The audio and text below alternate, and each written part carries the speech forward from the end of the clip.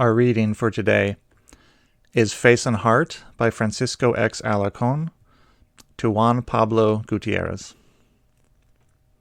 May our ears hear what nobody wants to hear. May our eyes see what everyone wants to hide. May our mouths speak our true faces and hearts. May our arms be branches that give shade and joy. Let us be a drizzle, a sudden storm. Let us get wet in the rain. Let us be the key, the hand, the door, the kick, the ball, the road. Let us arrive as children to this huge playground, the universe.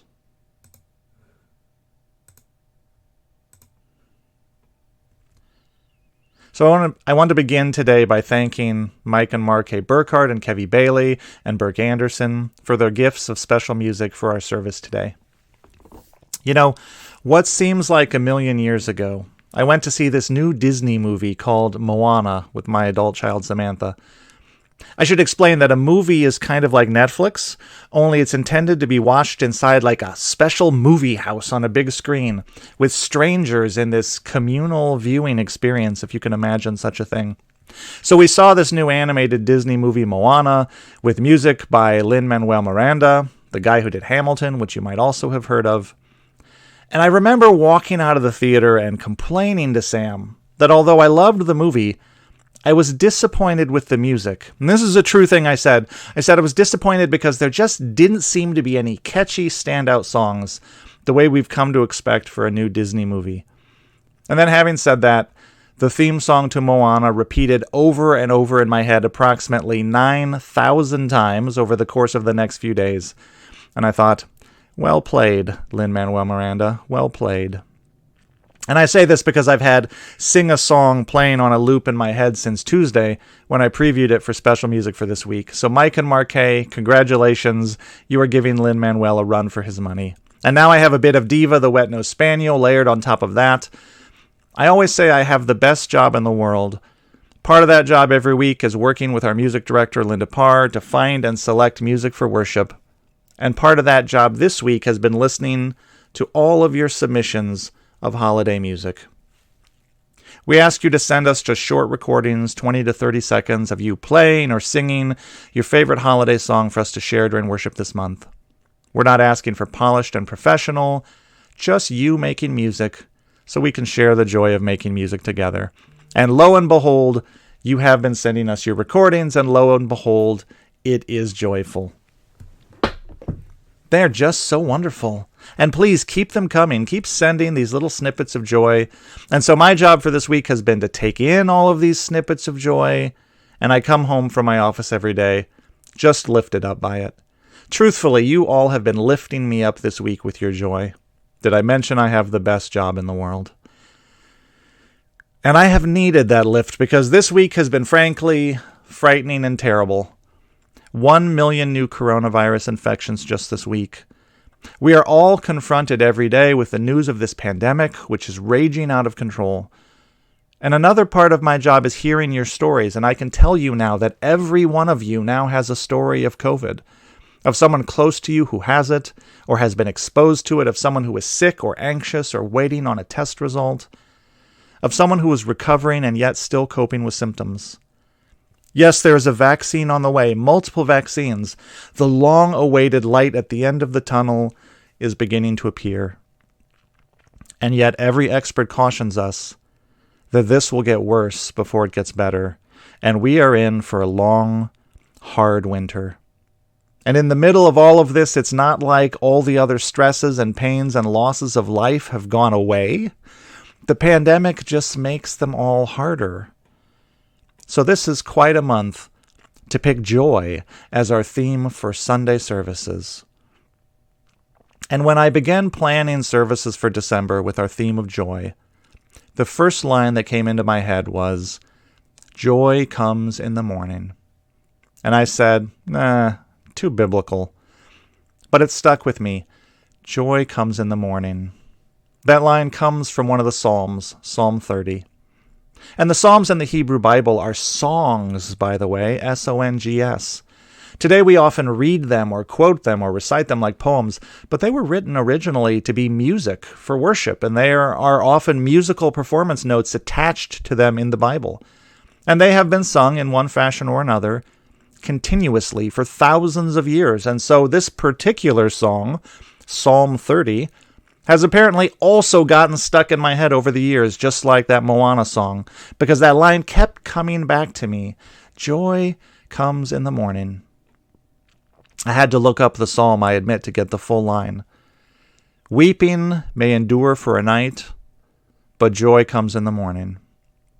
Weeping may endure for a night, but joy comes in the morning.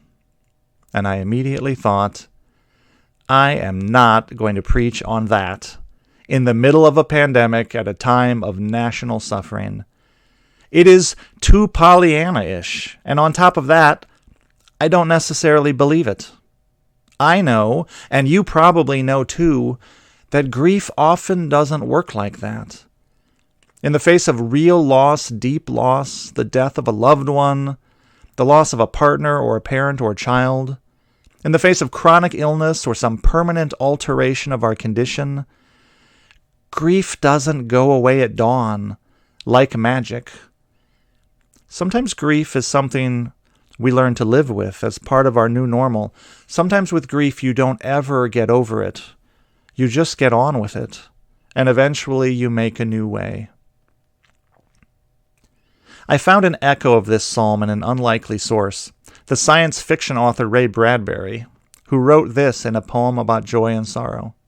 He wrote, "Tears make an end of things, so weep, yes, weep.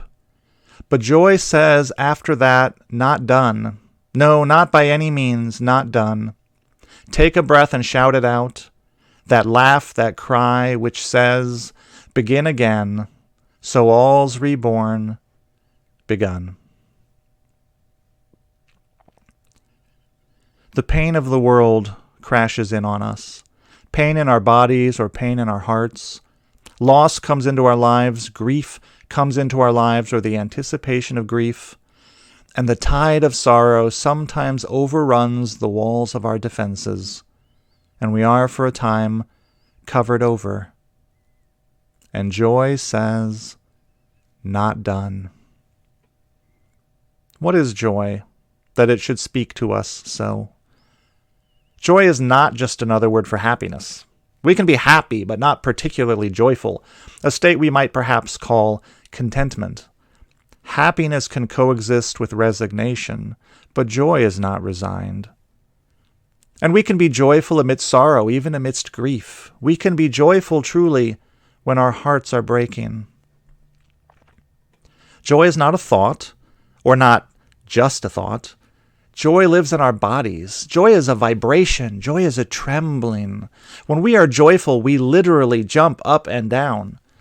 Designer and joy researcher Ingrid Fettel-Lee says the urge to jump up and down is one of the ways psychologists measure joy. Joy makes children of us again, brings us laughing to this huge playground, the universe. Joy is the hand, the key, the door, the ball, the kick, the road. Joy is not a decision we make, although we can decide to embrace it or not. It often comes to us unbidden, unexpected. We can sometimes reject it when it arrives. Joy can be overwhelming. It is not always respectful of the barriers we have put up around our lives or our hearts to keep things safe and manageable. The poet Mary Oliver says, "Joy is not meant to be a crumb. Don't be afraid of its plenty." Joy is not meant to be a crumb. But isn't it interesting and surprising and wonderful how indeed the smallest thing, the tiniest crumb of a blessing, can spark joy? Happiness is not the same. Happiness may absent itself from our lives for a time, and once some sorrow has overtaken our lives, happiness may require a change in conditions, may require some coaxing, may require healing and time before it returns to us. But joy comes unbidden, often unexpected. The tiniest crumb of a blessing can spark joy. A laugh, a smile, a snowflake, a crane flying overhead, a bit of music, a voice lifted in song, the touch of a hand. Any deliberate act of beauty can spark joy: painting, poetry, dance, lights, colors, anything green and growing, the presence of someone we love, or even the memory of any of these. And sometimes joy comes for no reason at all, as a warmth inside, a feeling of being held in love, as a sudden sense of our own connection to the spirit of life, to that whatever it is which is great enough and mysterious enough to be called divine. Our worship associate Shelby, in her reflection today, referenced the Jimmy Buffett song Latitudes and Attitudes. And Mr. Jimmy Buffett suggests that indeed there may be a little divine madness in our experience of joy, which gives us resilience in the face of life's upheavals. Joy doesn't have to make sense. It is its own justification, and it is sometimes immoderate. It may thumb its nose at convention. Joy may create a disturbance of the peace. Loud noises, expansive gestures, shouting, dancing. Joy is sometimes outside the bounds of good taste. From the outside, our joy may defy explanation or flout expectations. And thus, people may click their tongues, even disapprove of, even criticize our joy. Designer Ingrid Fettel-Lee, who spent 10 years researching how objects in the environment spark joy, noted that adults who exhibit too much joy may be charged with being childish, or too feminine, or self-indulgent, or unserious. But Lee says joy is not frivolous. On the most basic level, she says, the drive toward joy is the drive toward life. And so her mission as a designer is to urge people to consciously create a more joyful environment for themselves. She urges us to design joy into our living. In a 2018 TED Talk called Where Joy Hides and How to Find It, Lee asserts, based on her research, that the things in the physical world that spark joy are nearly universal.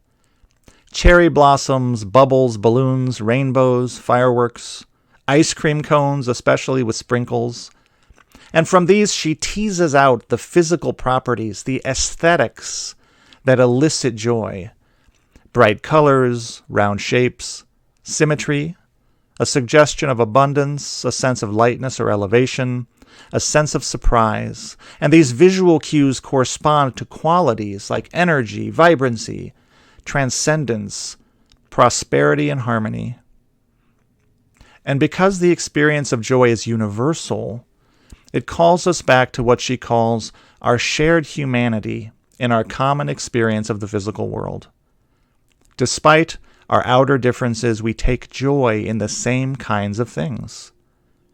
As humans, we are built to take joy in certain things.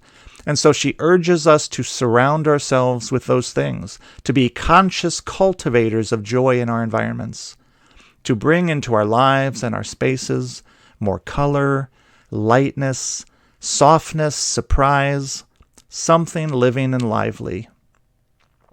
And this is certainly the season for that, but joy doesn't wait on any season, and it doesn't require a reason or an excuse. Again, it's not trivial. It's not superficial. The drive towards joy, which is natural in us, is the drive towards life. Our experience of joy affirms the goodness of the world and the rightness of our place in it. It calls us back to life's possibilities. Joy is our body saying yes in some fundamental way to the universe, to life. Amidst the pain, amidst the unknowing, amidst even our tears, joy blesses creation and says, yes, all of this, yes.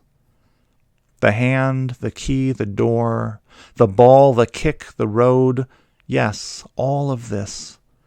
It is a bowing down to beauty, our spirit paying tribute to that which is ineradicably good amidst so much that is undeniably not. The pain of the world crashes in on us. Pain in our bodies or pain in our hearts. Loss comes into our lives, grief comes into our lives, or the anticipation of grief, and the tide of sorrow overruns the walls of our defenses. We are, for a time, covered over. And joy says, not done. Not done. Joy comes in the morning, not to supplant our sorrows, but to sit beside them, not to silence our tears, but to sing with us through them, not to make sense, but to awaken our senses, and not to stop our questions, but to answer them with yes. In the weeks and months to come, may joy find you. May joy make its way into your home and heart. May it lift you up and call you back to that divine yes inside of you. We are entering the long night. May joy shine on you like the promise of morning. Blessed be, and amen.